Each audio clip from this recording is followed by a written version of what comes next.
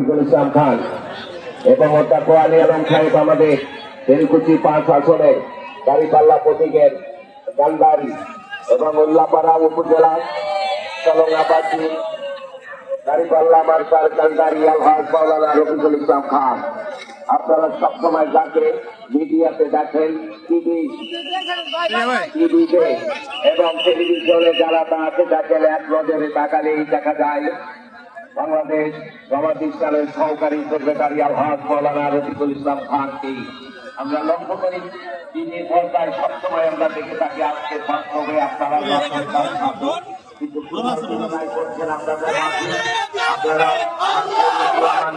ভালোবাসা দিন, আপনাকে ধন্যবাদ জানাচ্ছি। আন্তরিক ফুটবল টুর্নামেন্ট প্রতিনিধিমণ্ডল মাঠে পড়তে যারা রয়েছেন, আমি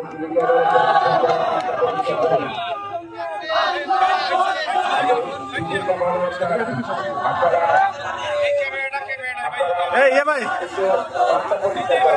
ভাই একটু সাইড আসেন ভাই, একটু সাইড আসেন।